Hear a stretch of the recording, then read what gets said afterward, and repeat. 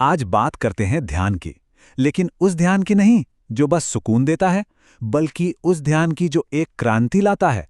सोचिए जरा, क्या ध्यान सिर्फ मन को बहलाने की, शांत करने की कोई तरकीब है, या फिर ये कुछ और है, कुछ इतना गहरा, इतना शक्तिशाली कि वो हमारे पुराने जीवन को जलाकर राख कर देने की हिम्मत रखता हो?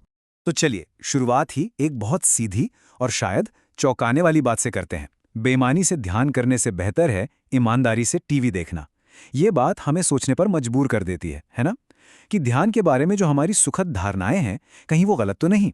क्या ध्यान का असली मकसद बस अच्छा महसूस कराना है या फिर ईमानदार बनाना है? अक्सर आज की दुनिया में ध्यान को कुछ इसी तरह पेश किया जाता है, जैसे वो मन के लिए कोई मीठी सी लोरी हो, एक आरामदायक, एक सुखद अनुभव। हर तरफ यही तो सुनने को मिलता है ना, कि अपनी आंतरिक शांति पाएं। मतलब ये जो जीवन का शोर है, जो भागदौड़ है, उससे बचने का एक रास्ता है ध्यान, एक शांत नखलिस्तान जैसा, जहां मन को चैन मिलता है। और ये वादा, सच कहूं, सुनने में तो बहुत खूबसूरत लगता है, और इसे बाकायदा बेचा जाता है एक आसान से उपाय की तरह, कि तनाव है, चिंता है, तो ध्यान कर लो। दिन भर की उथल पुथल के बीच बस शांति का एक छोटा सा पल। और सच पूछे तो इस विचार में एक गहरा आकर्षण है भी। कौन नहीं चाहता कि कुछ देर के लिए दुनिया को, उसके शोर को बाहर बंद कर दिया जाए और एक एक अस्थायी सी अपनी निजी शरणस्थली मिल जाए। लेकिन यहीं पर आकर एक बहुत तीखा सवाल खड़ा होता है। क्या हो अगर ये जो शांति है, ये जो सुकून है, ये बस एक तरह की बेहोशी हो, एक नशा, खुद को और अपनी जिंदगी की असलियत को सुला देने का एक तरीका?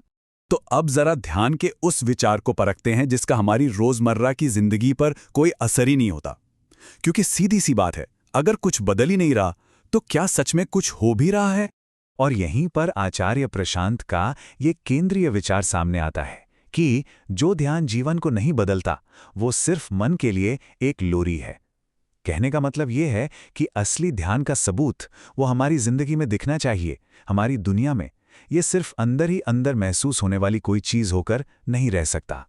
तो सवाल उठता है कि जब हम कहते हैं जीवन बदलना चाहिए, तो इस जीवन का मतलब क्या है? ये कोई हवाई दार्शनिक बात नहीं है। इसका मतलब है जीवन के एकदम कठोर, ठोस सत्यों से। हमारे रिश्ते, हमारा काम, हम क्या खाते पीते हैं, हम अपना पैसा कैसे खर्च करते हैं, हमारे राजनीतिक सोच क्या है, हमारा आसपास का माहौल कैसा है। असल में यही तो जीवन है ना? यही तो हमारे मन की असलियत है जो बाहर दिखती है।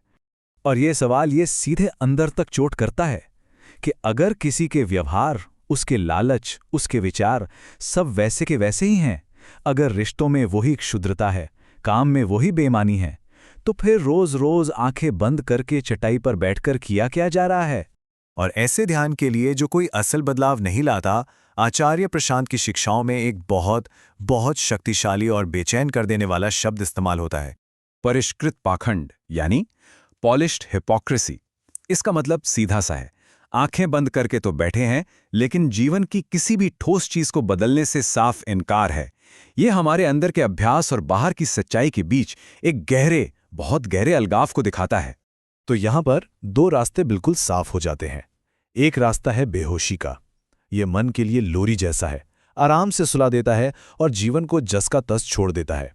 और दूसरा रास्ता है रूपांतरण का। ये जीवन के हर पहलू में घुस जाता है, और इसके लिए चाहिए होता है असीम साहस, क्योंकि ये हमारे होने की नींव को ही हिलाकर रख देता है।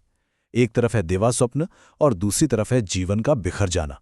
तो चलिए अब ध्यान की उस दूसरे शक्तिशाली दृष्टि की ओर बढ़ते हैं, जो एक सक्रिय, एक परिवर्तनकारी शक्ति है।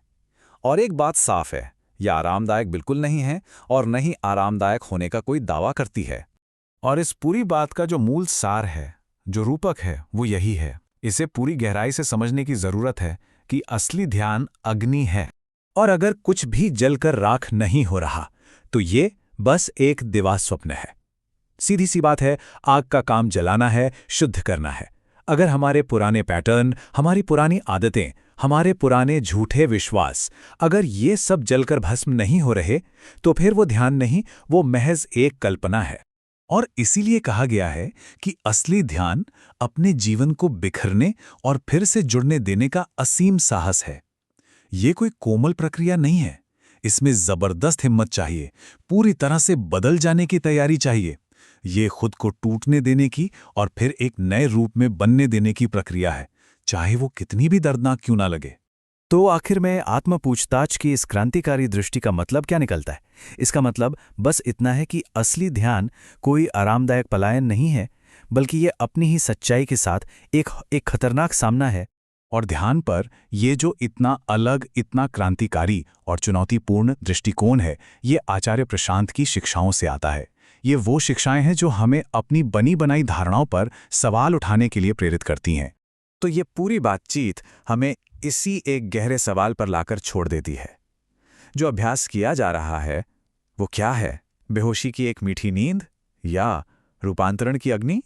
स्पष्टता की यही अडिग खोज आचार्य प्रशांत के काम का केंद्र है।